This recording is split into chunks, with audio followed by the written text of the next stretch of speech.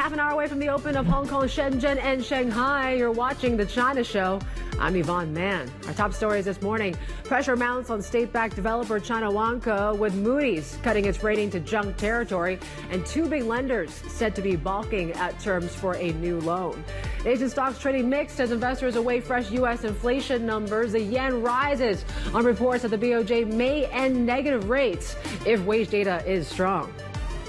And I'm Stephen Engle in Beijing, where the National People's Congress has wrapped up with a vote to tighten the Communist Party's power over the cabinet.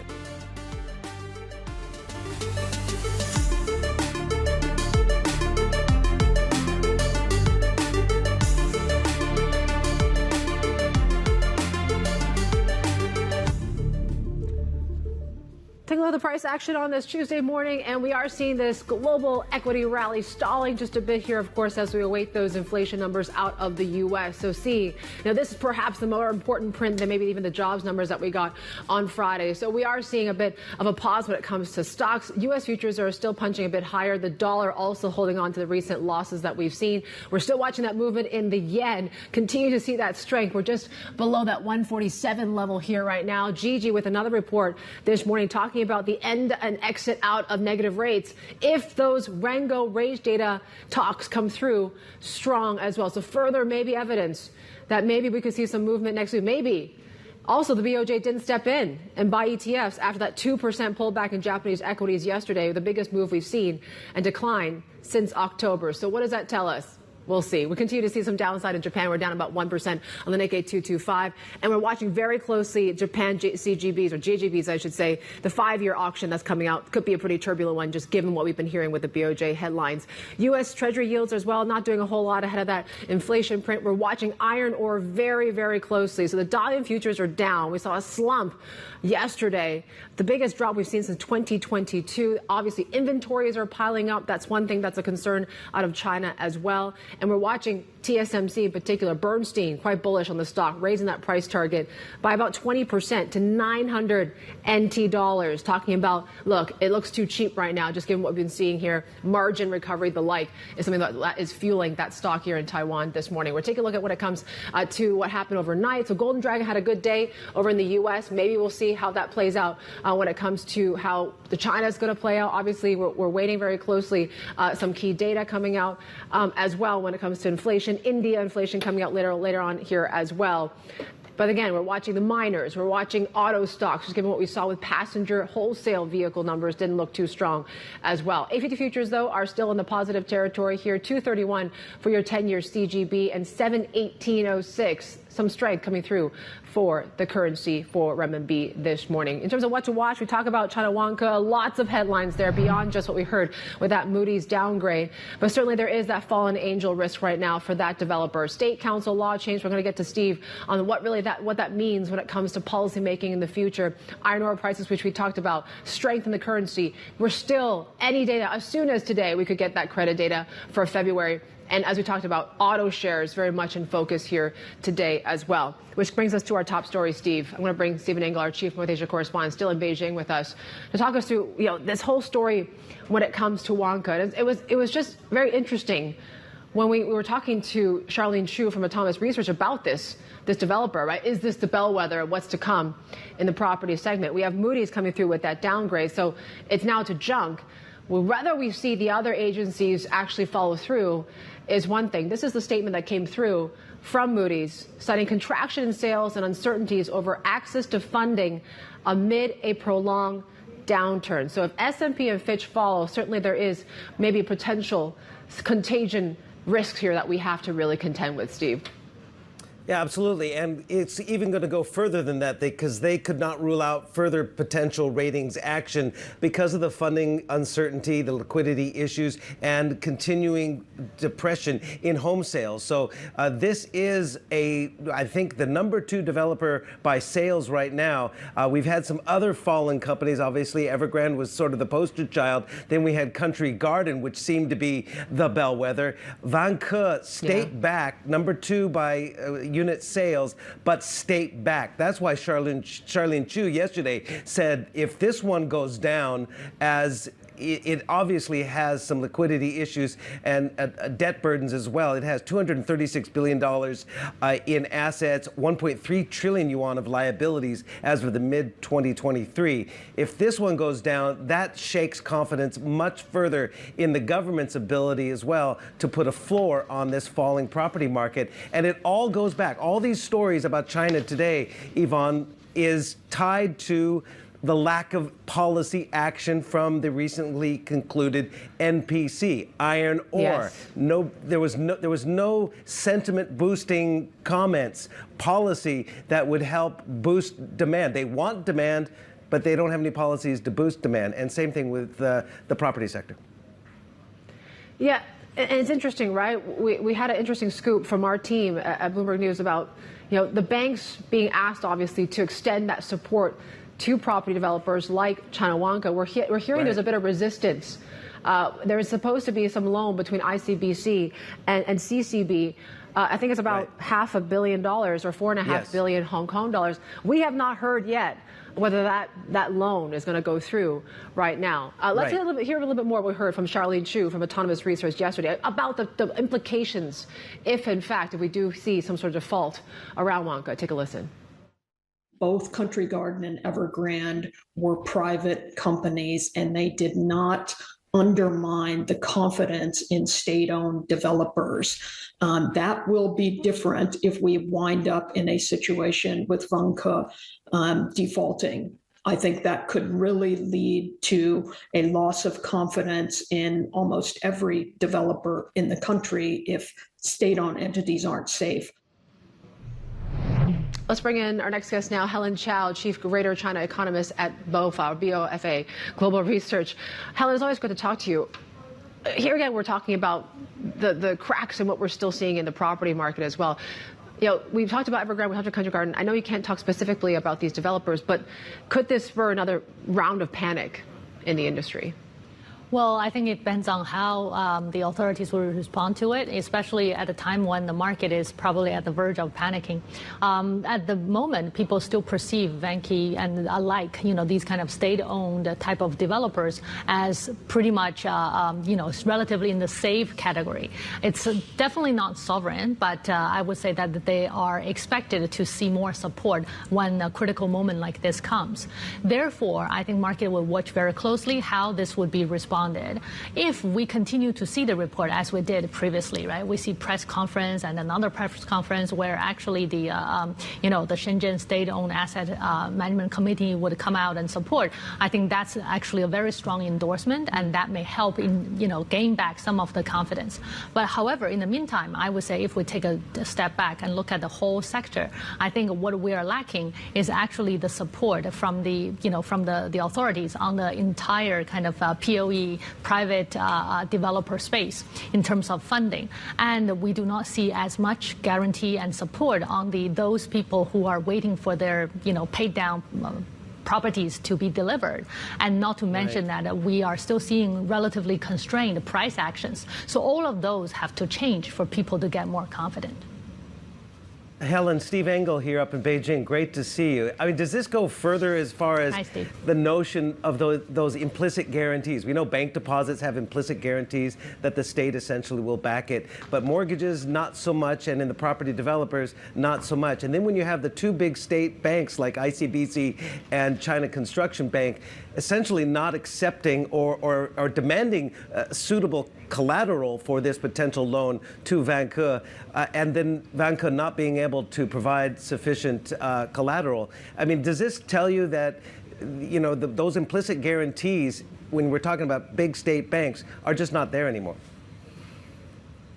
Well, we're not so sure about the details, but I would say, Steve, that it takes a lot for a developer to actually feel the pain of the liquidity squeeze, not just from one or two banks, because at this moment there are many other channels where they can actually regain some liquidity. For example, other developers in the past probably benefited, for example, by some moral support through the verbal, expressions, and therefore immediately followed by issuance what the the quota of the issuance of domestic bonds in the China market. So those could potentially help.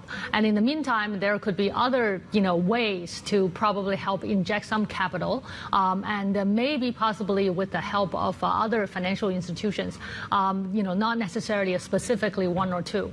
But I think the lack of response at those moments could be very, very critical, because if this is basically being brushed aside or largely dismissed, then market would think that, okay, then it probably means that policymakers don't care about this sector, don't care about a certain developer, and then, things can actually spiral down. So now I think it's pretty critical to see a collective package coming out and, specifically showing the support and continue to boost the market back into the more confident state of a certain developer and for the whole sector as well. There wasn't much mention of the property market in the MPC work report as well, or what we've been hearing from the MPC.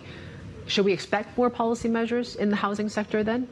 Well, Yvonne, at the time when they don't mention 房住不炒, housing is for residential purposes, not for speculative purposes, that was seen to be no news is good news. So when they don't mention it, people were still kind of okay with that. But I think there was a little bit of a disappointment in the fact that people were not seeing any specific suggestions that how in action, for example, those support on the supply side to developers, on the demand side, the support to the buyers, and also the price actions could potentially come. But again, MPC is not the venue to do that. Just a reminder, I think the most important thing to watch right now is probably the Politburo meeting at the end of April. That is the first assessment of economic development for 2024, and that will be the time when people probably hold their breath and wait for what they say about property policies. But Helen, they're sending mixed signals out of the NPC, because Li Qiang left that statement that they had been using since 2016 about property is not to be speculated on, it's to be lived in. Li Qiang left that out, as you rightfully said. But then again, the housing minister on Sunday brought it back up. So it's sending mixed signals. Which is the message? Well, I would say that indeed it's not the easiest way to interpret the policy messages. Well, part of our job is basically to read the tea leaves and trying to find out what they want to do. At the moment, I would say that the overall message is still supportive to the property sector for it to reinstate a healthier situation. But sometimes they will reiterate this, but at other occasions they probably think that the emphasis is more about the prevention of excessive price increases. We do not see the point of doing too much of emphasis of that anymore. At the time when overall sales are suffering, not only in primary market for new homes, but also in secondary market a little bit in recent past. And we don't necessarily think there is too much of a risk for excessive price appreciation or the property price inflation at all at a time when most of the cities are seeing the prices coming down. But I think that the developers may actually have their concerns, especially at local level, just in case that they see, these kind of problems coming back. They will feel like they're suffering in the last 2 years in terms of the economic, growth would probably be for nothing if they go back to where they were. So I think there was the caution not to go back to the same old. But I think the challenge is, however, that we fail to see how much of the new mode, right, or the new normal would be established for the property sector. All right, Helen Qiao will have more from her, Chief Greater China economist at BofA Global Research. We're counting down the open of trade in Shanghai, Shenzhen, and Hong Kong. This is the China Show. Good morning. Futures positive this morning on the sunny day in Hong Kong.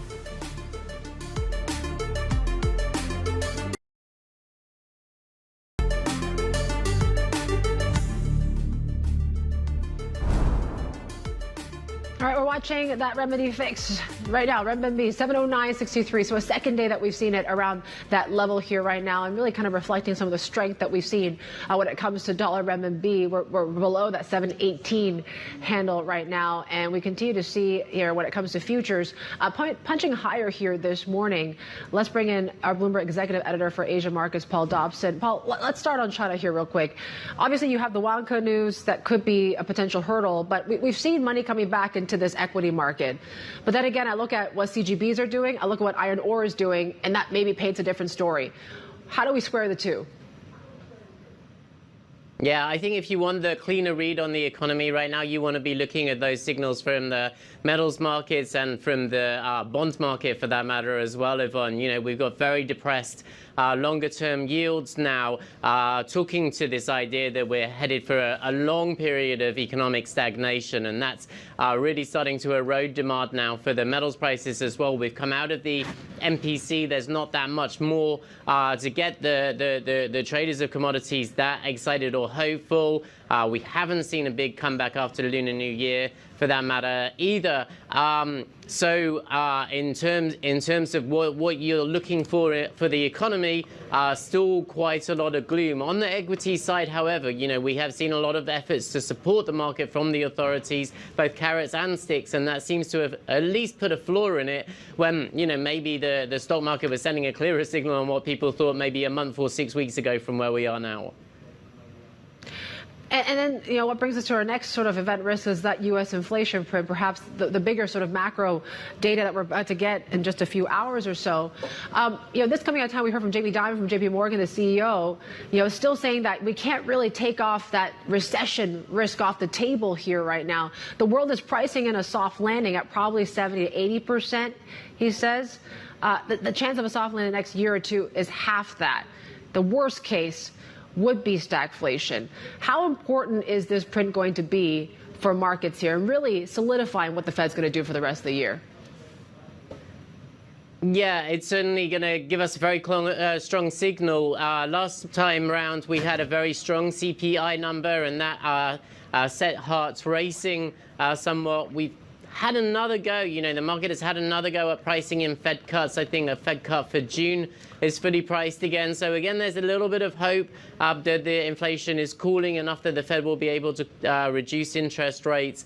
Positioning around this number seems pretty clean, i.e., if you have a beat, then the market will see that inflation is higher. We'll be worried about the Fed cut scenarios, whereas if you have a miss, then maybe the market will take some hope. So we could move either way, depending on, and in line, you know, kind of with what the CPI numbers actually tell us. On the other hand, you know, there's still that kind of very strange dissonance or disconnect in the market where on the one hand, the economy is going strong, everything's looking good, the equities market is telling us that, everybody's very happy, but people still think that the Fed policy is too restrictive already. Is it, you know, does the Fed really want to start easing rates and risk the idea that inflation is going to come back again? So that's what people have to grapple with, and that's why we're, you know, keep pushing these cuts further into the future at the moment. Yeah, and it brings us to the BOJ, right? I mean, it seems like next week is going to be really interesting, in particular with that latest Bloomberg survey that we've taken. And it seems like, you know, the chances are still maybe of an April move than March, but certainly the speculation has been fueling, given the multiple reports that we've seen. And it's really led to this equity market to pull back in quite a big way. The BOJ also not stepping in to buy ETFs, which is quite interesting, Paul. Is this the start of some sort of big correction in Japanese equities? That's a really good question. I think there's two things to think about here. One, when's the BOJ going to move? I think if it's March or April, it doesn't matter that much. The door's wide open for them to go now, so why not get through it? But, you know, if they don't go March, they'll most likely go April in any case. Is the equities market that sensitive to BOJ liftoff? That's the big question. You know, is that one initial move going to be something that derails the whole process? I find that difficult to believe, given the fact that the market has been rallying so much with full sight and recognition that the BOJ is going to move at some point. So I think that yesterday's drawdown, while it was big, was pretty much a response to what had happened in the US markets previously. The tech sector coming back down, and also momentum stocks running out of a little bit of room. You know, people looking at where there was froth and overbought markets. So something of a correction. The longer-term story for Japanese equities is still very positive. There's a number of reasons to like it, whether it's about improving corporate governance, whether it's about improving pricing power and profitability for the company. So maybe a setback, and maybe it takes a while to roll through, and maybe we have to keep half an eye on the US and what those markets do as well for Japanese equities. But longer term, there's still plenty of reasons to be interested or excited in that market. All right, Paul. Thank you, Paul Dobson there, our executive editor for Asia markets and what to expect here today in the trading session. Joining us out of Singapore. Take a look at what we're counting down to. Of course, we're waiting to see once the pre-market in Hong Kong opens up, and we're seeing continued upside here, 0.7%. Wildcat shares is one is on watch here today. We're not seeing a whole lot of price movement right now. We'll see when things open up a bit more. But futures are pointing higher. We're still watching dollar China, 717.87. Yields ticking up by 1 basis points for your 10-year CGB. Plenty more ahead. This is Bloomberg.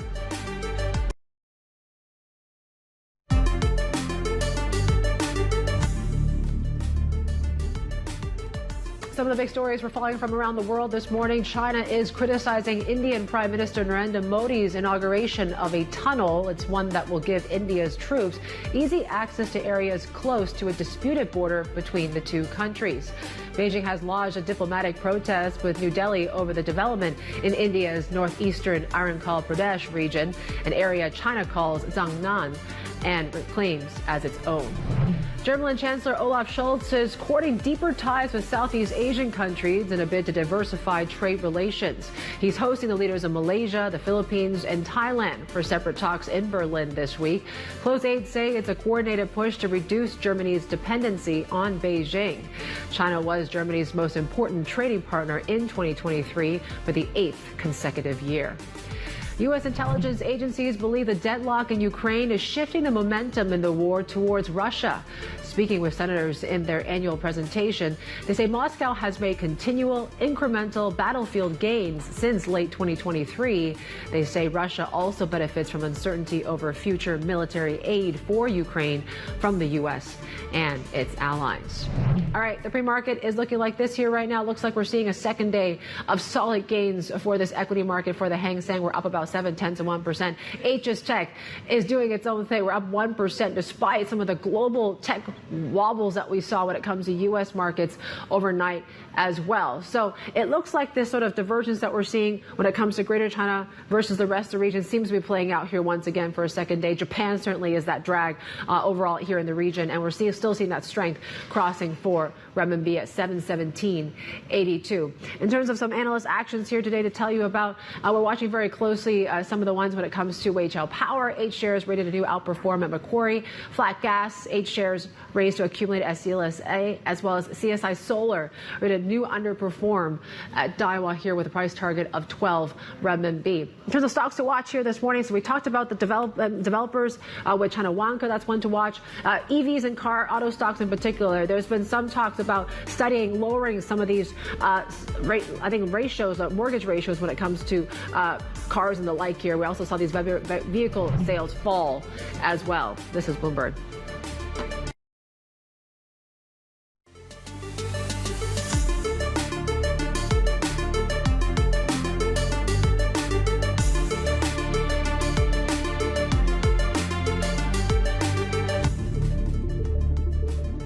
Welcome back. You're watching the China Show. We're counting down the open of markets, and it looks like we're seeing equity markets here in Hong Kong doing quite well in the pre-market. We're up about 0.7% as we, of course, wait the U.S. CPI numbers out of the U.S. We're still seeing a dollar that's seems to have been in the backseat here today, so 717.83, a stronger renminbi, and futures are still pointing higher here this morning. So, not a whole lot of news coming out after this MPC wrapped up, so certainly maybe that's good news for these markets here as well, but still waiting, of course, for those policy implementations sort of signals. But China Vanke, that's the one to watch, right? That Moody's downgrade to junk. Is this more of a hurdle for this equity market to continue to break higher? Given that what we've been hearing here, the concerns about liquidity, are we going to likely see other credit agencies follow suit here when it comes to that downgrade this morning? So certainly that's the one to watch, the property space, and what we've been seeing in iron ore prices, which vary as parcel to what we've been hearing in the property market as well. Iron ore continue to tumble in Dalian. Those futures are down some 2%. We're seeing a bit of recovery, though, at least when it comes to Singapore futures here this morning. But there you go. Hang Seng still outperforming. We're up about 0.75%. We're flat when it comes to the CSI 300. But HS Tech seems to be catching a bid once again, and small caps also not doing too badly. CGCBs are up about 1 basis point, so we are seeing more tilt and bias towards the equity market here today. And we're watching very closely what goes on sector by sector. So we're focusing a little bit more on the consumption space, obviously, just given what we've been seeing, and property very much, just given what we've been hearing with Vanke. Let's flip the boards and see, especially when it comes to the banks as well, and what this means, given, according to Reuters, regulators have been telling banks to continue to expand support when it comes to China Vanke as well. But we've been talking about there's a bit of resistance from some of these lenders as well, just given the fact that Vanke wasn't able to provide sufficient collateral, according to our sources, in securing that loan. There you go. Not much movement, though, when it comes to the property space, but we'll let this digest a bit here. You are seeing Vanke shares just down just marginally. Country Garden, though, we're down some 2%. Steelmakers very much in focus, just given the slump in iron ore prices as well. And we're watching the auto space. So there's been talks about, I misspoke in the earlier segment, it's the reduction of down payments when it comes to cars. There's maybe some talk of them maybe lowering that as well. But we have seen when it comes to some data, vehicle wholesales falling 20% year on year. So those big ticket items still seeing a bit of weakness there. 1.6% upside, though, we're still seeing when it comes to BYD. 3% up when it comes to Peng here today. So that's probably what's lifting the HS Tech here this morning. Still with us is Helen Qiao, Chief Greater China Economist at BofA Global Research. And we talked about, some of the headwinds when it comes to the property market, but really there has been some good spots and bright spots in the data, right? Inflation was certainly one. Exports as well, doing quite well. That's right. How do you read those? First of all, we're not so sure how much of the positive message we should read into it, because actually for both data on trade and also on prices, the problem is that the Jan and Feb data are still subject to a large extent the Lunar New Year effect, right? So the colder weather, the Lunar New Year effect, that probably pushed up the CPI inflation a little bit higher than usual. And at the same time, trade, I think that was also a little bit affected, especially in in Feb, because of the base effect. But in combination, this gives us some hope that maybe there is a little bit of a better growth momentum coming out of Jan-Feb. But so far, we're not so sure how much there is. So we need to wait until a few days later when we look at IP, retail sales, and the fixed asset investment data. When they come out, we could have a better and cleaner read.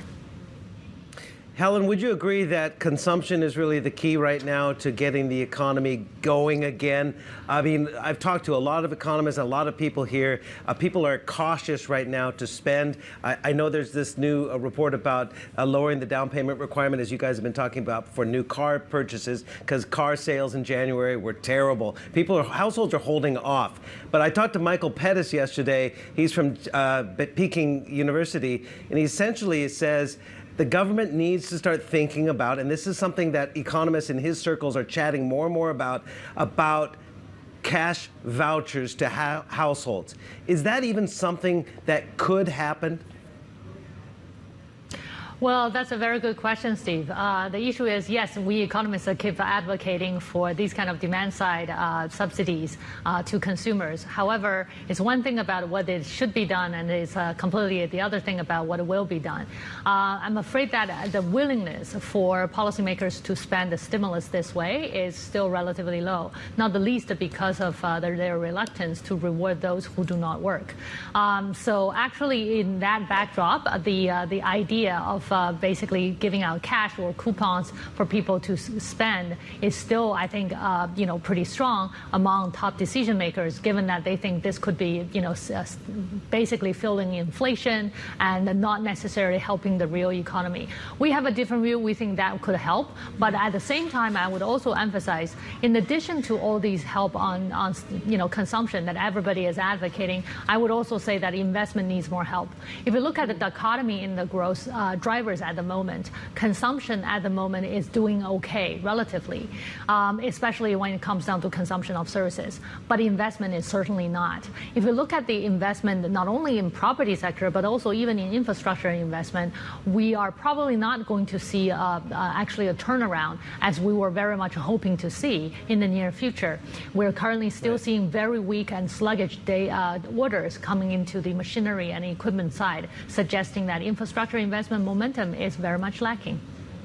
Right. I mean, what did you read? We talked about tea leaf reading. What did you take from Peng at the PBOC? He essentially opened the door that there could be more RRR cuts at banks. There is room and tools for further monetary easing. Do you expect that soon? Well, the monetary policy, framework is probably not going to change, and we would expect more triple R cuts and potentially, interest rate adjustment more on the long end rather than on the short end in the near future, at least before the Fed is about to move. However, would that necessarily be, all that it requires to reboot the economy into a better state? We think probably more needs to be done. And at this point, I would say that, it probably requires an overall, a fuller package from fiscal, monetary, property, industrial-wise, all these policies together to actually make a major announcement for growth, to come back by boosting confidence, not only for consumers, but also for private sector, not only on consumption, but also for investment. So that's actually what we're hoping to see. But as we just mentioned, if you look at the NPC, this is just reiterating what they have, already said at the Central Economic Working Conference in mid-December. And actually, they are waiting to see the 2024 data coming out of Jan and Feb only now. And probably by mid-April, by the time that they look at the first quarter data combined, they would have a better sense about where the growth currently is relative to their expectation. And therefore, by the end of April, when we look at the first Politburo meeting on economic policies, we'll have a better idea. What do you make of these new productive forces that we continue to hear this buzzword in some of the political statements and what we're hearing from the president himself? Is this going to be a big engine of growth for the Chinese economy? And at what point are we going to see that materialize a bit more? Potentially, yes. But I would say that whether it can be captured by the GDP accounting, we don't know. Because, for example, something is higher quality than something that in the past it probably looks the same. Just a car is a car, right? Well, now it's an NEV car and it's fancier. And, in terms of NEV car, probably some are fancier than the others. But from GDP perspective, actually, it is not that much different in terms of the consumption of commodities and also the services, etc., that it puts into it. So I think that when it comes to the new force productivity idea, it is very much a laudable, I would say, effort to suggest that this would promote the TFP growth and it will help China with a more sustainable growth driver going forward. However, we don't know too much about how to achieve that and whether those sectors are large enough to make a difference, especially in the near future. I mean, certainly if they've been exporting a lot of EVs, for example, as well in China. We mentioned about the favorable export data. Is that a sense that exports have bottomed? At least given, the U.S. economy is still looking pretty resilient here right now, too. Is that a positive sign, too, that maybe exports can still be a good engine of growth, too? Well, we do think that exports probably have bottomed out since the end of last year. Things are all looking a bit brighter for North Asian exports, not just China's. If you look at Korea, Taiwan, and also Japan, I think everybody is looking at high single-digit growth in trade data for Jan-Feb, combined, at least, right? That's the lower bar. Right. But how long we're going to see this, we're not so sure. For example, if you look at import data, some of those processing trade data will give you some idea about how in the future that exports orders will be. For example, Taiwan imports is relatively weak. Does it imply that maybe going forward that that particular exports of semiconductor or AI-related equipment, IT equipment is probably going to peak out and slow down somewhat? We don't know. So I think it deserves to see that for at least another 2 months. If actually that sustains, that is very good positive signal that we got some help from external demand. Helen Qiao, thank you for being our guest here this hour, Chief Greater China Economist at BofA Global Research. All right, let's turn our attention back to what we've been hearing from Beijing as well. The Chinese legislature has voted to change a 4-decade-old law to tighten the Communist Party's grip on the cabinet. Now, the changes would emphasize the party's leadership and encourage the cabinet to follow certain ideologies. Let's get to our China economy editor, Jill Deesa, joining us. How should we interpret this? Obviously, we've been talking about the consolidation of power of Xi Jinping. This solidifies it a bit more. Yes, exactly, Yvonne. So look, I think that the reason why this change is turning so many heads is because it is the first revision since this law was introduced in 1982. So I think just the fact that you've got that sort of crystallization of these changes, this idea of emphasizing, the ruling Communist Party over the State Council, the cabinet, now enshrined in this law, that's what's attracting that attention. But yes, you're right. This is sort of formalizing something that's obviously already been in place for many, many years now. I think, President Xi Jinping has really taken a tremendous amount of steps to centralize a lot of power, make sure that it's really, really the party that stands above all else. And I think this really just kind of puts all of that front and center into this legislation. So that's what you're seeing unfold here. Jill, Steve Engle up here in Beijing. We all know that the state councils, the cabinet, and essentially the premier, in this case Li Qiang, is at the top of the state council. Is there a need in Xi Jinping's mind to kind of keep the state council in check? We saw a diminishing role for the previous premier, Li Keqiang. Now Li Qiang, is it simply a matter of needing to reduce the power, if you will, of the state council headed by the premier? Or is it more just to get party ideology across all sectors of government?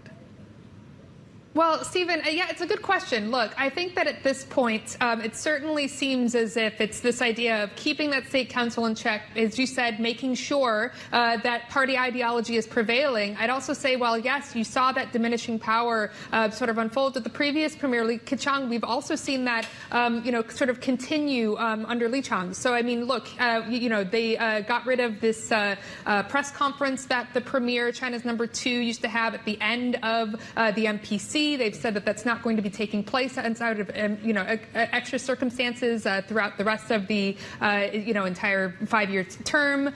We've also seen some other ways in which President Xi Jinping seems to have brought some other things under his control. I mean, look, he's the guy at the top. He doesn't seem to want anybody else sort of attracting that kind of media attention. I think we're really sort of seeing that centralization of power as evidenced through this change to this law and as evidenced through many other different aspects, as you've been saying. Does this mean any difference for policy direction or even opacity of policy direction? Well, I think it certainly says something about the opacity of policy direction. I mean, when you're doing away with press conferences for various officials, I think that certainly speaks to the lack of transparency that you're seeing over all of these policies. I mean, we just heard, we were just talking at length about economic direction, economic policy direction in China, how there's a level of vagueness over how exactly a lot of these ideals are actually going to be implemented. I mean, for all this chatter about this about 5% growth target for 2024, I think there's still a lot of speculation, a lot of disappointment among traders, among analysts about how exactly that's going to be done. We've heard a lot in the form of these big slogans that Xi Jinping is pushing, whether it be new productive forces or worry-free consumption or what have you. But I think there's still that lack of understanding about what's actually taking place. I mean, even these press conferences that we've seen during the MPC, these media events, a lot of this has felt really rehearsed. I mean, the big event that we just had last week with all of the policymakers from the PBOC,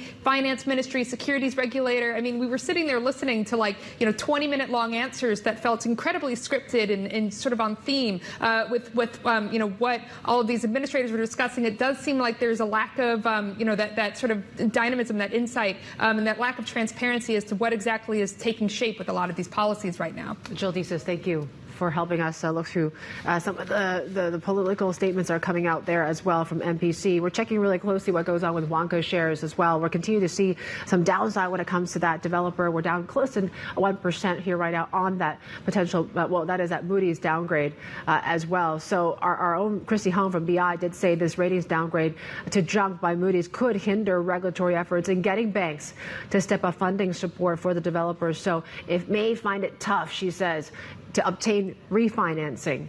So we continue to watch the property space. Also, we're watching one particularly hit sector, which is healthcare.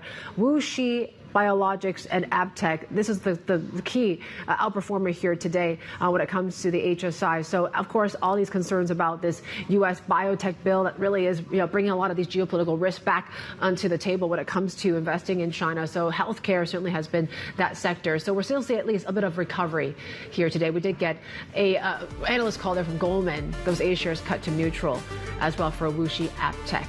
Plenty more ahead. This is Bloomberg.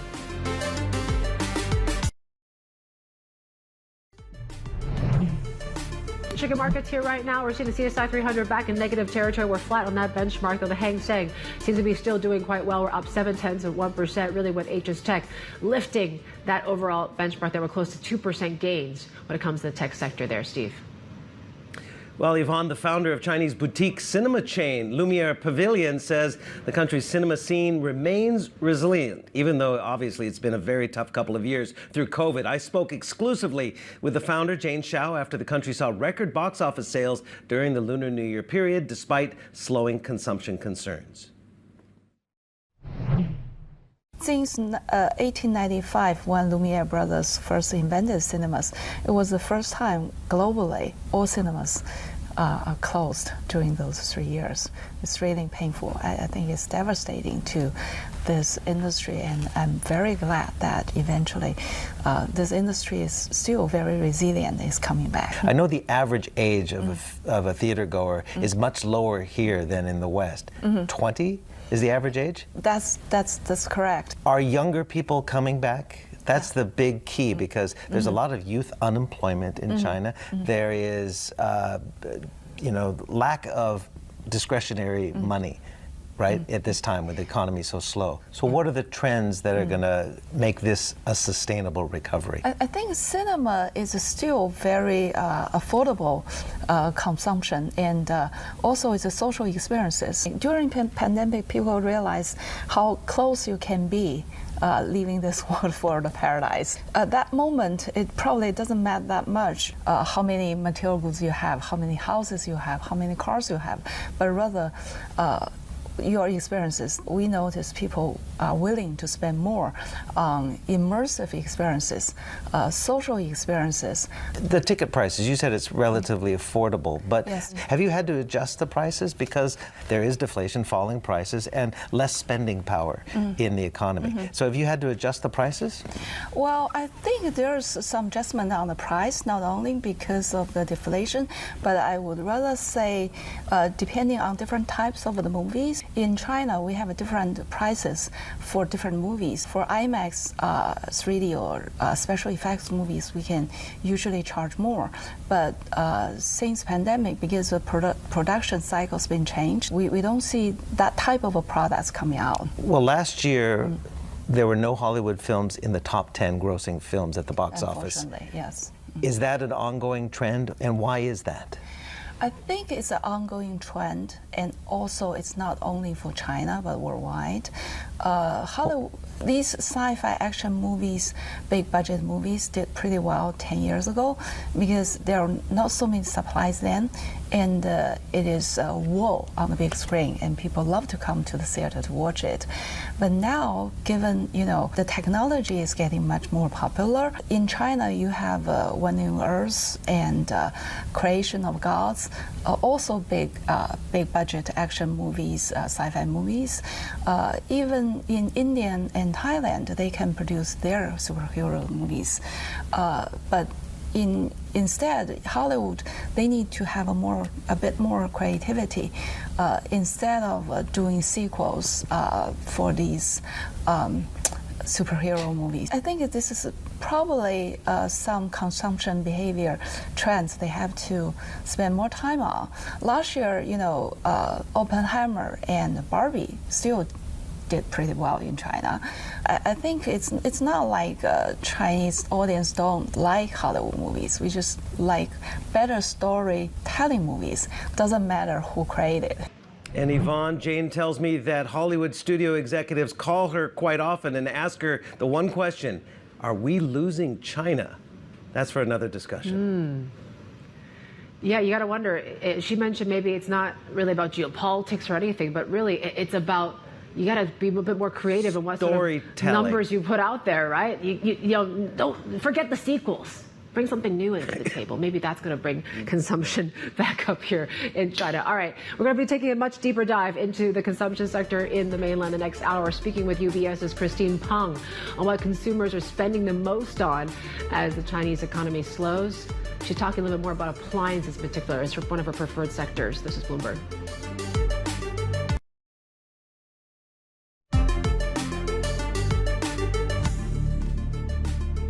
All right, check the markets here right now. It seems like we've been pressing the pause button when it comes to leading up to that U.S. CPI print, except for Bitcoin. Look at that. We're 72,000 for the cryptocurrency right now. We're talking about a new all-time high here.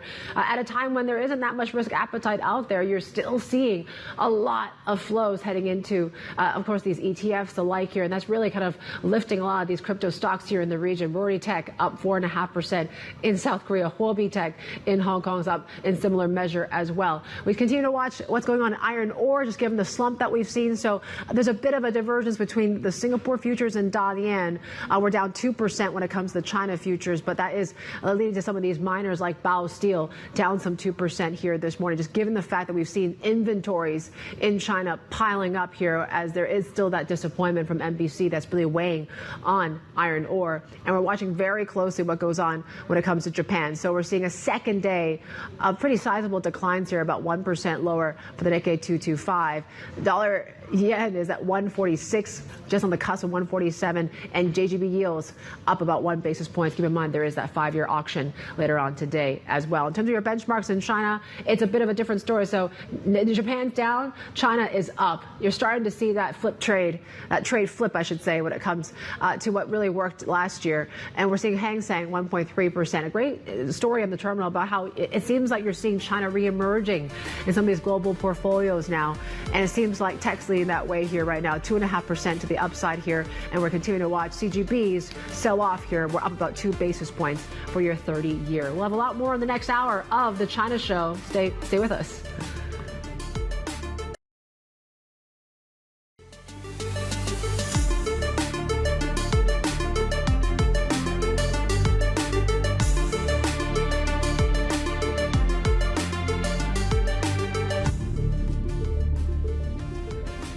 Welcome back to Bloomberg, the China Show. Here's a look at some of what we're seeing when it comes to the price action of the CSI 300. So we are seeing it bounce back into positive territory, although there has been some volatility around this benchmark, in particular some of the wobbles that we're seeing where, you know, the property woes are coming back with China Vanke and with Moody's downgrading that developer to junk. Certainly that fallen angel risk is out there here today. We are seeing that stock down a bit. We're watching iron ore very closely here. We're covering a little bit in Singapore, but we're still well below that 110 level when it comes to ore, and miners are certainly feeling it here this morning. Your Asia dashboard is looking like this here, so it's not just about China, but you have the U.S. CPI print, which is basically front and center for the next few hours or so. Bond markets aren't doing a whole lot here, and we are seeing when it comes to global equities and here in the region, pressing the pause button overall. We're down about 0.4% for your APAC benchmark. U.S. futures, though, still in the positive territory, but the Bloomberg Dollar Index also is flat this morning. Most sectors are in the red here, and we're also watching yen, Japan assets here. So a second day where we have seen Japanese stocks crater a little bit here. We really haven't seen pullbacks like this for some time now, but there's so much speculation what the BOJ is going to do next week. There was a new GG report talking about maybe they could end negative rates if we do see these Rengo wage talks actually come out strong. So more indications that maybe where we could be seeing something in March. A Bloomberg BOJ survey, though, still suggesting that it could be more April than March, but nonetheless, it has pushed forward a lot of those expectations in the last few sessions or so. For more on what's going on in markets and China in particular, let's bring in our Asia equities reporter, Charlotte Yang, joining us now. We're half an hour into the trade in China. What's standing out to you about the price action so far? Yeah, so far I think for Hong Kong, we're seeing the early gains picking up some pace here, and that's boosted by Xiaomi, for example, the smartphone maker that had just announced that they're going to have their first EV model released on March 28th. That's a highly anticipated event for market. We're also seeing some gains in JD.com, while some earlier gainers in the past few weeks, like Meituan, we're seeing perhaps some profit taking there. The onshore looks a bit muted today, the opening. The Chinex heavy index that had a big gains yesterday and boosted by Qiao, the battery maker, as well as some solar makers. I feel like the gains kind of slowed there, but it's still worth watching whether investors will be having some more sentiment for Qiao, given that it's reporting earnings this Friday. Also, we have that Moody's downgrade. I'm just watching the property sector in particular. I mean, you're seeing some reaction to this in the Vanke shares, but they've been, I mean, close to record lows already, right, for that stock. Yes, and I think for Vanke, we're not seeing too much of a hit on the stock today, and I think it's also that, I mean, still, I think among the most resilient developers, and I think there's some strong support at least involved from government. So I think on that front, and also as you said, they've already suffered so much in the previous sessions. So for now, we're not seeing too much actions on that front. Obviously, the taking stock day is interesting, right? You're watching very closely what goes on. I mean, obviously, we talked about geopolitical tensions. You talk about chips.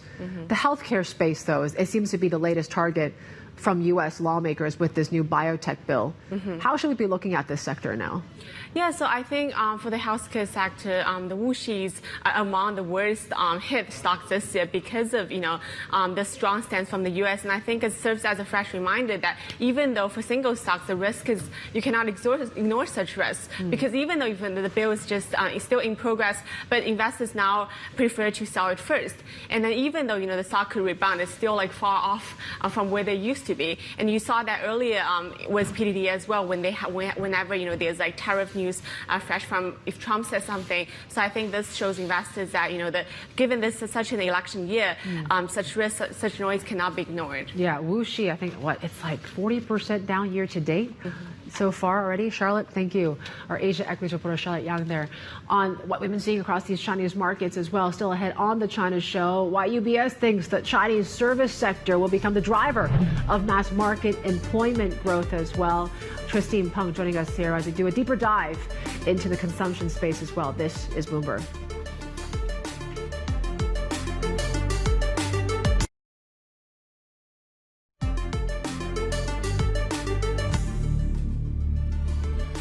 At the moment, people still perceive Vanke and alike, these kind of state-owned type of developers as pretty much, relatively in the safe category. It's definitely not sovereign, but I would say that they are expected to see more support when a critical moment like this comes. Both Country Garden and Evergrande were private companies, and they did not undermine the confidence in state-owned developers. That will be different if we wind up in a situation with Vanke defaulting. I think that could really lead to a loss of confidence in almost every developer in the country if state-owned entities aren't safe. Some of our guests weighing in on China Vanke's troubles as well. Of course, just keep in mind that conversation with Charlie Ju was before there's Moody's downgrade to junk for the developer. Let's bring in our next panel here. Our Chrissy Hong, China property analyst for Bloomberg Intelligence. Also want to bring in Shuli Ran, a Bloomberg opinion columnist, on her latest column about Vanke, developer that will break China's back. We'll get to you later on that, Shuli. But Chrissy, I'll start with you. Highlight some of the risks, really, that China Vanke is facing right now. Right. So the ratings downgrade only add to a list of warning signs that Vanke is already facing. We have seen how Vanke has been in talks for debt extension with insurers, and then it also sold a mall in Shanghai to Lingri at 26% discount. And in addition to that, since late last year, we have repeatedly warned about how Vanke has been scaling back its land acquisition, and that's a canary in the coal mine for any Chinese developers. And I think what we worry about the most here is faltering confidence. If lenders stop doing refinancing, if home buyers avoid Vanke's pre-sold projects, there you go, the downward spiral in its liquidity, and we are, worried about a potential self-fulfilling prophecy right here. And you've been writing, Shuli, about it's been a third year into the property downturn. It seems like China is still using these market-oriented solutions to deal with these woes that we're seeing in property. Is it time for a new strategy? I absolutely think so. I mean, so far the Chinese government, they like to bury their head in the sand. But it has become clear that the market forces have become toxic. Just like what Christy just mentioned, right? Like there is a not even $600 million US offshore syndicated loan. 2 of the 3 Chinese state-owned banks, they are now willing to extend this loan. That just shows that even in China's state-owned financial system, the biggest financial institutions, they're saying these developers are not safe whatsoever, and we just don't want to help them or dip our toes into them. Should we expect some sort of bailout from China then? So late last year, Shenzhen Metro, the major shareholder, has pledged support for Vanke via potential purchases of its projects or bonds, but we think that's far from sufficient. Contracted sales is down an estimated 43% in the first 2 months of just this year alone, and we're expecting, a consistent gap in its cash flow if the sales downturn persists. And I think in the bigger picture, China would definitely want to avoid another blow to confidence from Vanke's debt trouble. But we're 2.5 years into the crisis, and we haven't seen the government bailing out any particular Chinese developers. And I think so far there's no clear evidence as to why Vanke should be an exception. Julie, maybe then chime in on this, right? We saw China really resist bailing out Evergrande, resist bailing out Country Garden. Do you think that, if they actually support Vanke because of the state ties, is that actually good or bad for the market? I think it will be really good for market, and it will be good for the Chinese government own books. Land sales account for, on average, 1/3 of local government fiscal income. And from its 2021 year high, the land sales revenue has come down by 1/3. And according to the budget report last week at the National People's Congress, the Chinese government is expecting flat land sales this year. It just doesn't look like that's a realistic expectation. And going by the first 2 months of contracted sales, like what Christy just mentioned, we could be seeing more contraction this year than last year. So the local government, they will be even more short on money. So I think a bailout to steady the overall market confidence is for China's own good.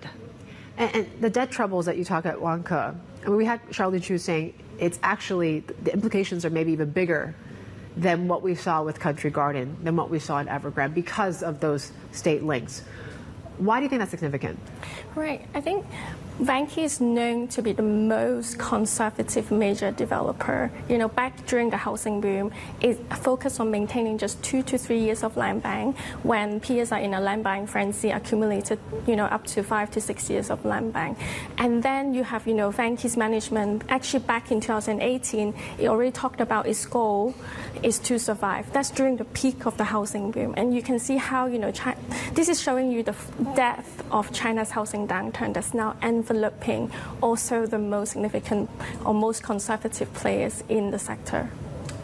Lay it out for us then. If it does default, what could happen? It's a rewind of Deng Xiaoping's southern tour, basically. Vanke was highly intertwined with the rise of Shenzhen. It went public on the Shenzhen Stock Exchange in 1991, and it symbolizes the notion of private home ownership in China, right? Vanke is now China Evergrande or Country Garden. They're the newer kids in town. And if this symbolic name falters, it's breaking with 30 years of tradition in China.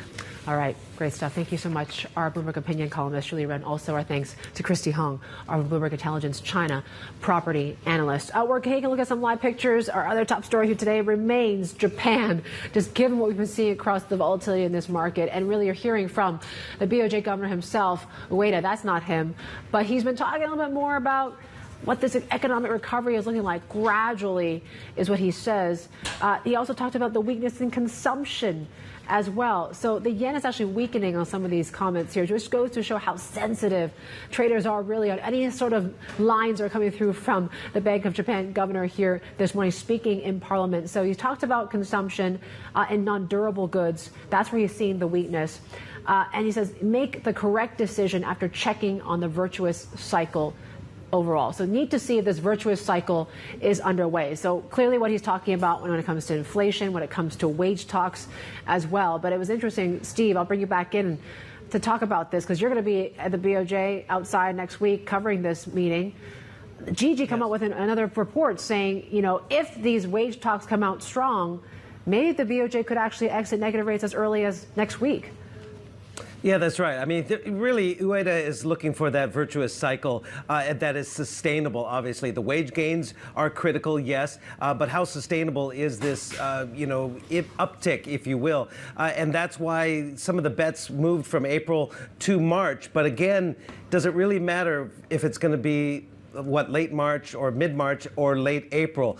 Most likely, I mean, almost every single economist that we've surveyed say it's going to happen by April. So I think if Ueda is offering any, peppering of doubt at all, they might actually move to April. It seems to be the consensus right now.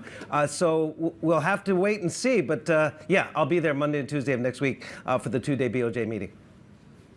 Yep, it's going to get really interesting. And we continue to watch these lines here and what this means when it comes to dollar-yen here this morning. But certainly, we're seeing that gradual pullback in equities, right? A second day of this, and it seems like it's going back into this China market, which is quite interesting too to see these flows.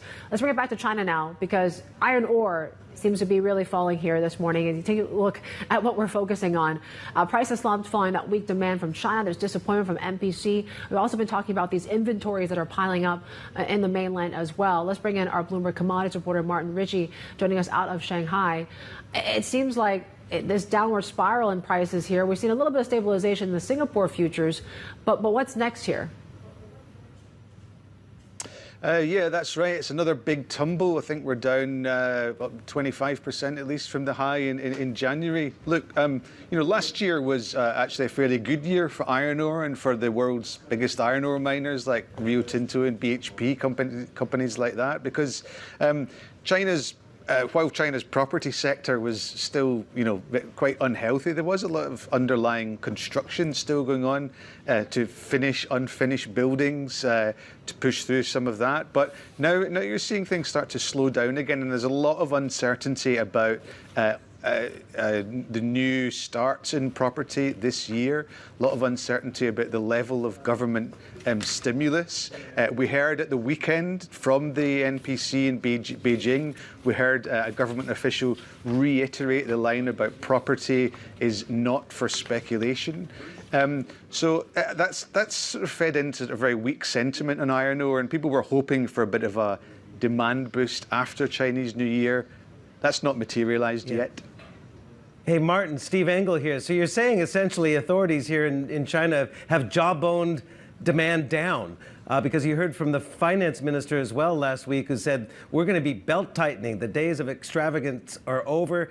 We need to be more frugal. And we also talked to one analyst in commodities essentially saying because of this sentiment and because of demand is not there, they cannot really give a clear vision of iron ore demand on the horizon for the foreseeable future. There is no time frame. Would you agree with that it's very difficult to say when indeed iron ore demand will start picking up?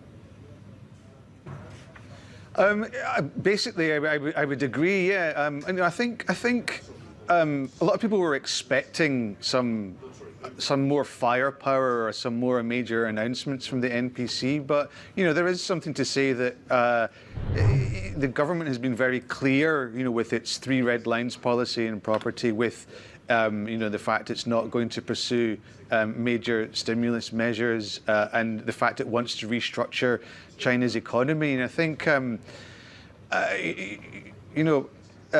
iron ore has always gone up and down with China's economic cycles. It seems to me that people should get used to prices in this low hundreds level. It's still a very healthy level for iron ore miners. They still make a lot of profit. But we're not going to go back to the early days because the construction activity in China is just not going to go back to the levels we saw pre-pandemic. Martin, great stuff. Martin Ritchie there, our commodities reporter, joining us out of Shanghai. As we're tracking iron ore here this morning, still seeing downside about 3% in Dalian futures this morning. Equity markets here are a bit mixed here, but really we're starting to see more downside when it comes to onshore. We're down about 1/3 of 1%, and the Hang Seng is up about 1/2 of 1%. The Nikkei, though, pairing off some of the initial losses here on the back of some of these Ueda comments, talking about weakness in consumption in the recovery in the economy. Iron ore still below that 110 mark, 107.70 in Singapore. This is Bloomberg.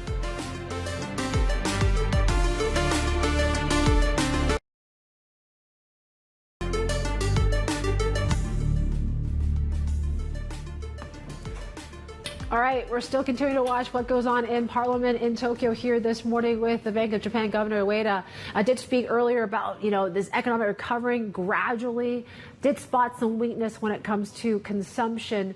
And really, they need to see more evidence of this virtuous cycle when it comes to inflation and wages. So that has led to the yen to reverse a little bit some of the strength that we've seen. We're back above that 147 handle here this morning as we're just days away from that Bank of Japan meeting. And you take a look at what the people are thinking leading up to this. Well, it seems like they're pushing forward some of their forecasts, right? So it seems like, yes, speculation, they could do something as early as next week. That's building. Consensus, though, you take a look at the survey, still may mean we could wait another month, April, maybe, right?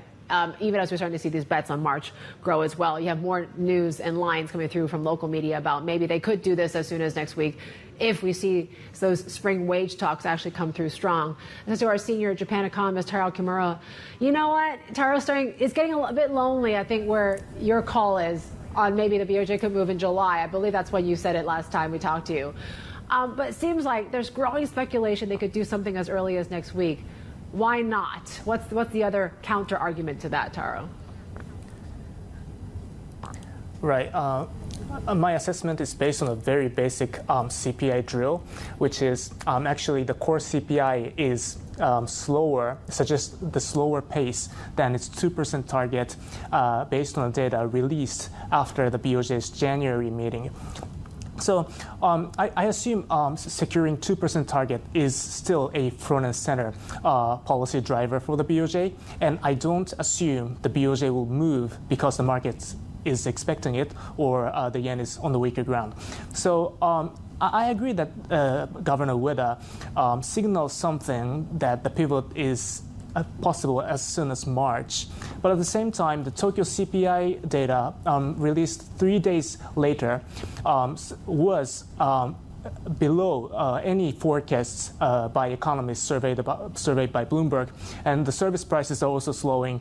And removing the base effects whatsoever, current CPI inflation, I calculate it's on a seasonally adjusted annualized basis. Its pace is just 1.2%, well below the 2% target. So I read the survey results this morning, and I'm kind of very surprised that the market expectations are centered so much around this spring, and I don't think it's going to be such a big surprise if the BOJ moves later than that. Taro-san, Steve Engle up here in Beijing. I'll see you next week in Tokyo for this. But do you feel, though, that, I think you just said it, actually, that maybe the market is reading too much into these spring wage negotiations, which, let's face it, the wage negotiations are much more bullish and higher than in years past. So they're going to get wage increases. But you think the underlying weakness of the economy gives reason for Ueda-san to continue to be cautious and wait it out? Actually, to tell you the truth, my response for my expectation for the wage gains for this spring wage negotiation is higher than the market consensus. My expectation is 4.4%, and the consensus is 4.1%. My argument is, having said that, I just can't believe the BOJ will move just based on the spring wage negotiation data, because the historical data suggests it's not like the price responses to wage growth is not something guaranteed in this country, which experienced a long-term deflation and disinflation. So that means I think the BOJ, particularly after the consumption is weak, and I can easily imagine Japanese corporates might hesitate to add on the labor cost to the consumer prices and instead cut profit margins. I think the BOJ could avoid that risk by watching the CPI data released, particularly after May. Yeah, it's interesting, too, with what we've been seeing across the markets. Obviously, all the speculation is leading to a decline in stocks, just given the strength of the yen. The BOJ didn't step in, though. Usually when you see the topics fall some 2%, they usually come up and buy ETFs. We didn't see that yesterday. How should we read that? It seems like they're departing from the usual playbook, Taro. Obviously, I admit that the 2% target is getting closer, and the inflation and probably the economic structural momentum is something we didn't observe for many years. So I think that's the BOJ recognizes progress, and as they explain, there's some improvement. So therefore, tweaking some rules based on the kind of deflationary period policy is possible, but that doesn't necessarily directly signal the policy pivot next week. Gotcha. All right, Taro, thank you for always building your case and standing by your case as well. We'll get to you next week, I'm sure. Taro Kimura from Bloomberg Economics joining us there on what the BOJ is going to do here. We're watching very much what goes on in the consumption space. This is our big theme here for the China show. So we talk about Haidi Lao and how services and everything is doing here. Well, Citi lifting the estimates there when it comes to that restaurateur, 3.8% upside here thanks to that upgrade from the bank on margins. The table turns as well. That's helping the stock. We're also watching what goes on when it comes to the EV space. Xiaomi has actually been put in that mix here, as we were talking to Charlotte Yang about announcing this new EV launch as well. The stock up close to 7% here, and that is lifting the rest of the EV sector here this morning and the auto sector. And we're still watching Vanke actually turning positive now despite that Moody's downgrade to junk. This is Bloomberg.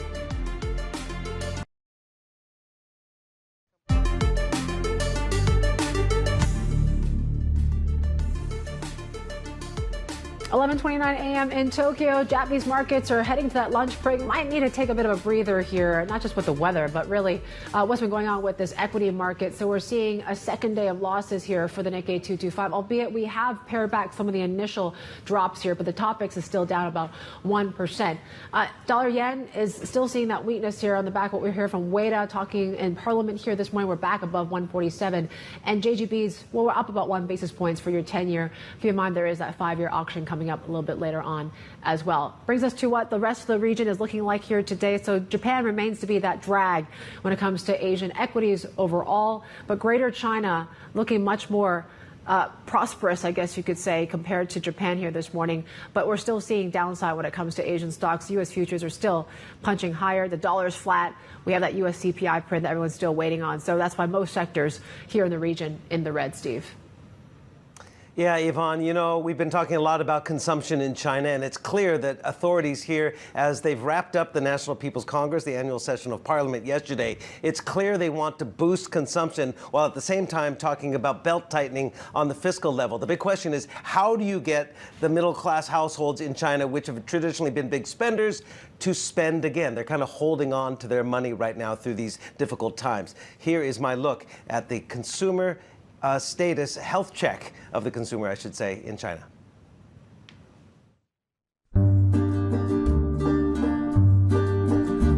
The 2010 Chinese movie The Piano in a Factory depicts just how much a piano was an aspirational goal of Chinese households in the early 90s, as a laid-off steel worker builds one by hand to try and keep custody of his daughter through a bitter divorce.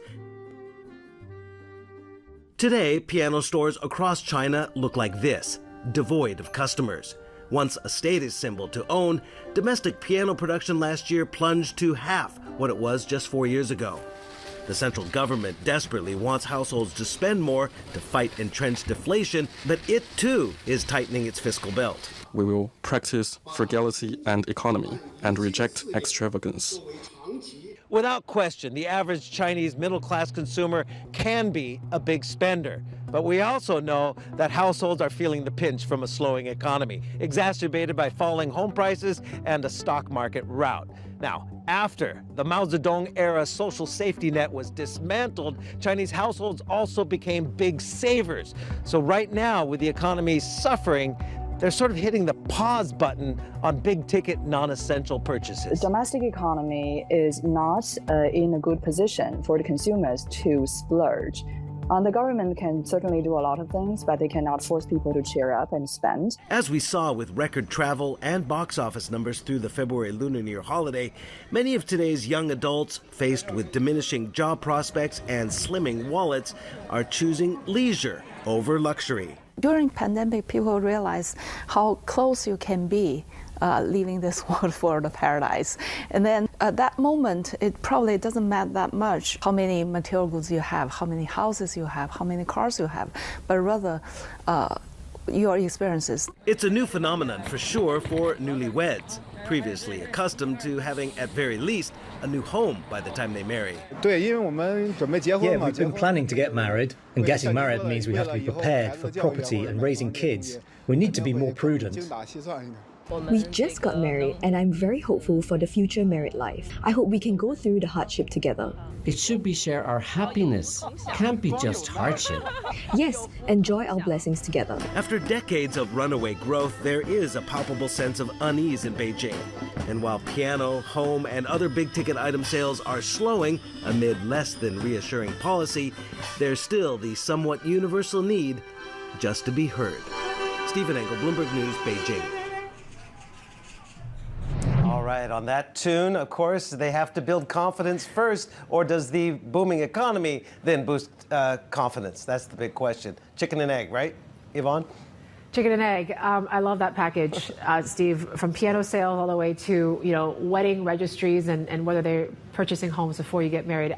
It's really encompassing really all the challenges that we're facing the consumption space here right now. Let's bring in our next guest, Peng, head of Greater China Consumer Research at UBS. She joins me here in our Hong Kong studios. Christine, it's great to have you.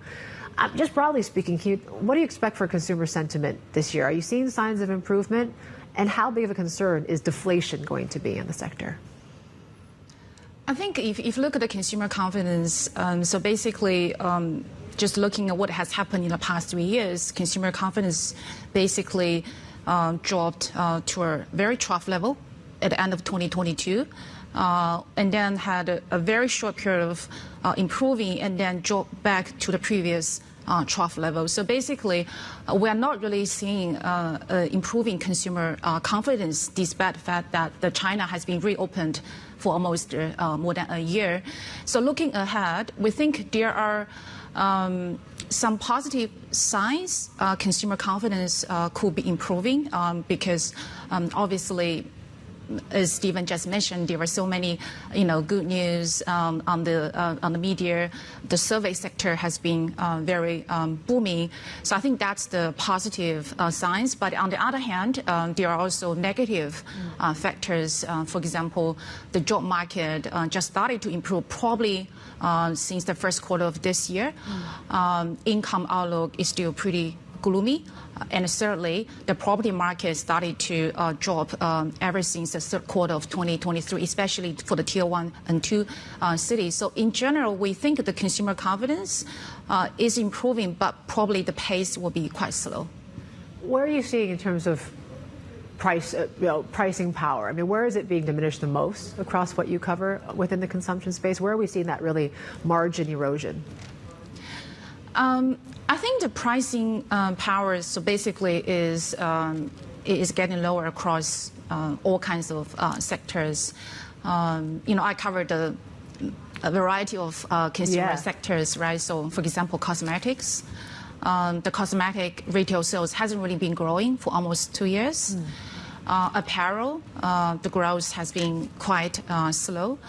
I think the most bullish sector, surprisingly, is actually the jewelry sector. The jewelry sales actually has been very robust, but I guess that probably reflect consumers' cautious outlook rather than booming outlook, because they want to, buy things which they think can accumulate in value over time, right? So I think that's probably a reflection of the cautious consumer outlook. On the other hand, we think there are some areas that are not really that bad. For example, the drink sector. The sugar-free tea has been increasing very rapidly. The tea drink, bubble tea, the chain companies, the revenue growth has been, almost 50% in the past, 12 months. Even for the alcoholic drink companies, revenue growth has been double-digit. In 2023. So basically, some of the discretionary categories, as I just mentioned, there are some trade-down pressures, but we also see some other areas that has been growing very fast.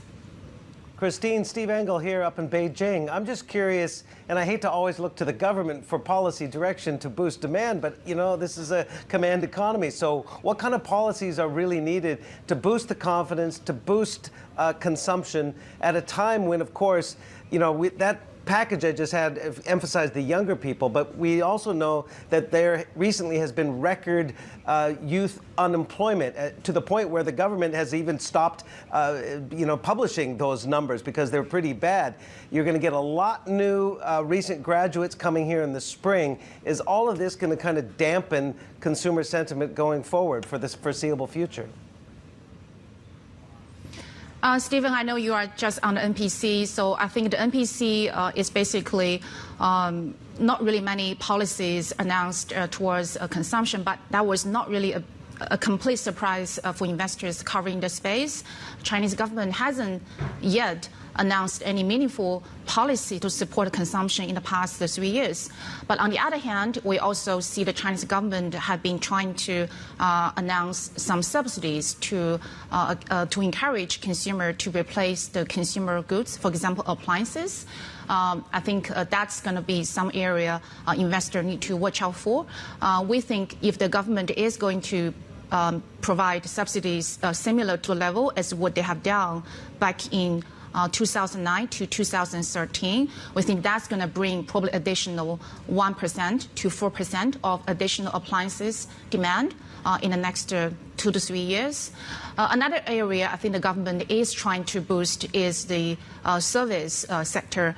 Stephen, you just mentioned the young people unemployment rate has been quite high. I think to attract young people to the job market, you need to provide them a service sector rather than the traditional, for example, construction or even manufacturing sector. So I think the service sector will be an area the government is trying to boost in the future.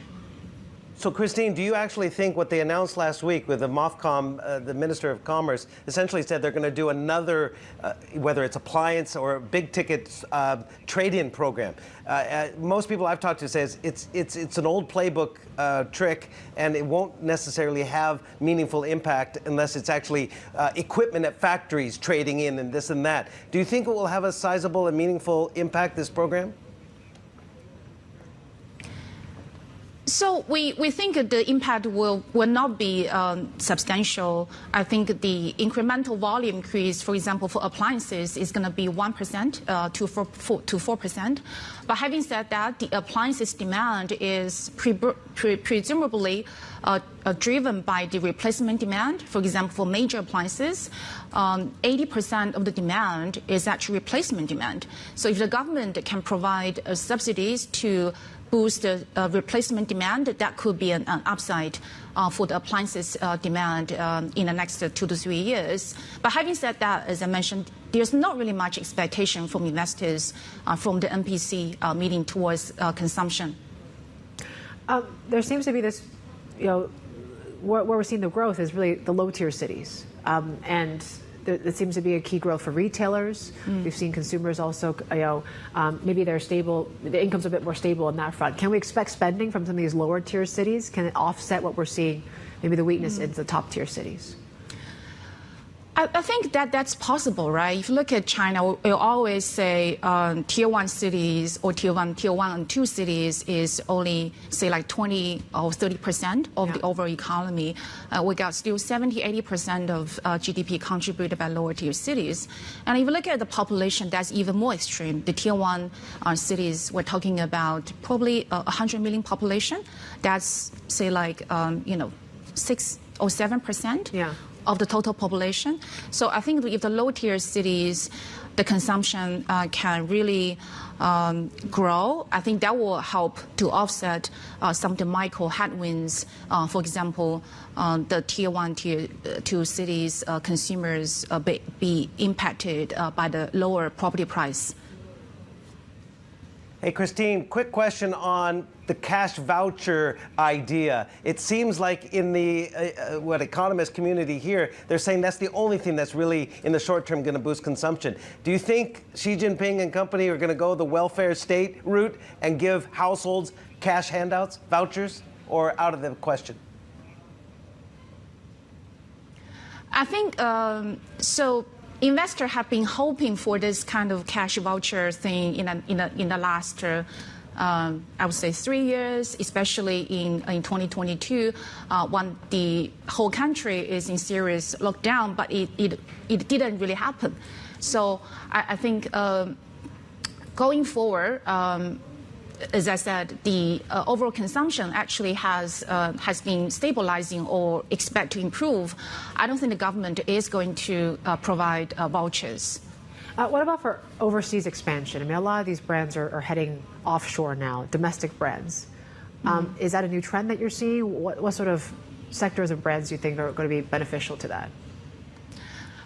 That's been a very big trend. Yeah. To be honest, if you look at what companies have outperformed, it was really those companies that have been trying to growing very rapidly in the overseas markets.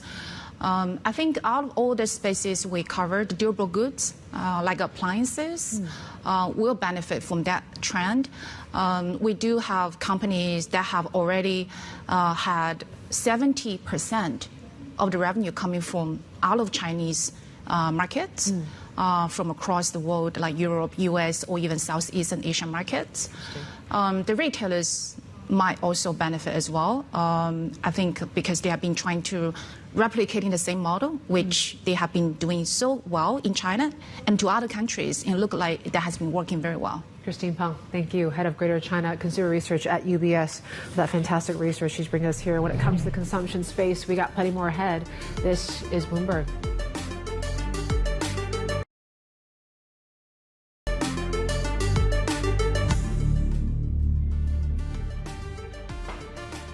Well, President Biden has unveiled a $7.3 trillion fiscal 2025 budget proposal with $850 billion for the Pentagon, and it sends a strategic message aimed at China, with Washington planning to tap U.S. stockpiles to arm Taiwan.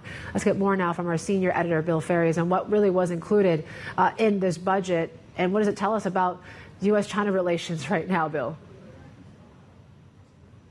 Yeah, so this budget, the Pentagon budget in particular, is interesting. It's a 1% increase over the current levels, and this is really just the White House request.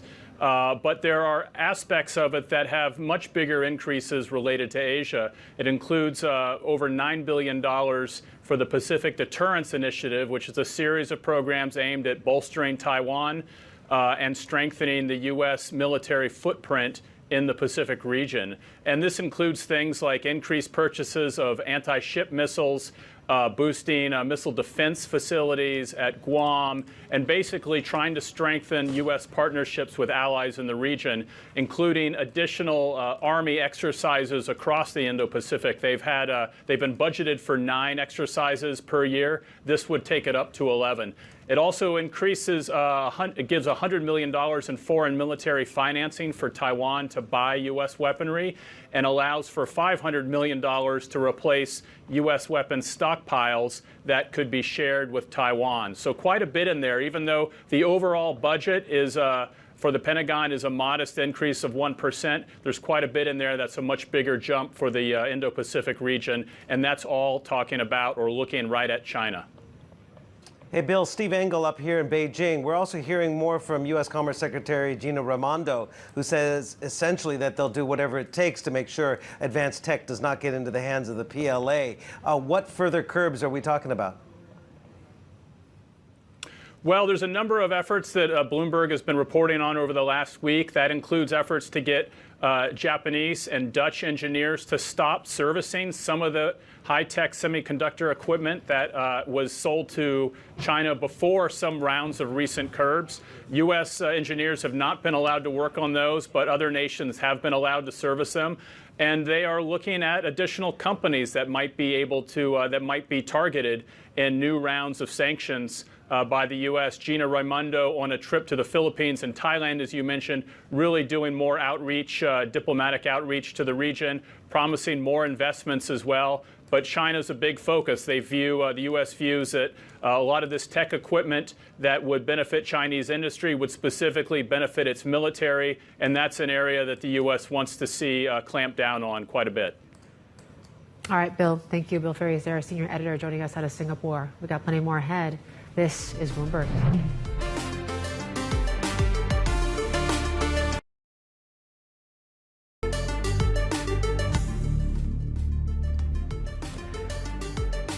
All right.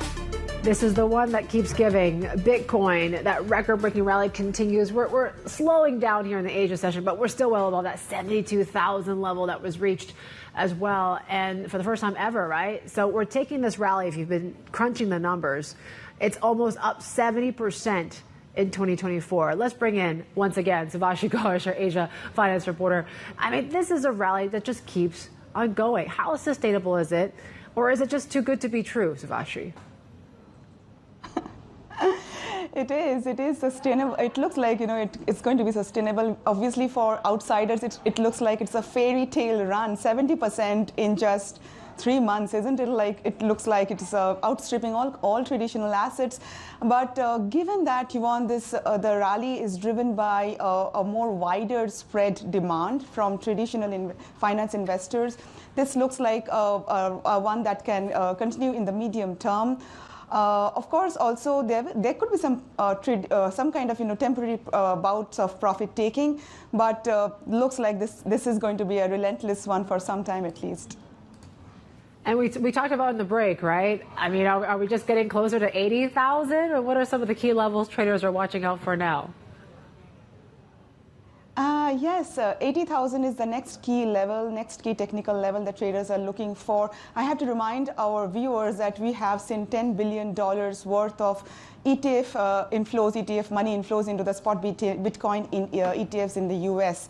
So we are seeing a sustained one-sided rally on the OG coin that we say typically in crypto world, which is likely to go on. And yes, 80,000 is the next key level.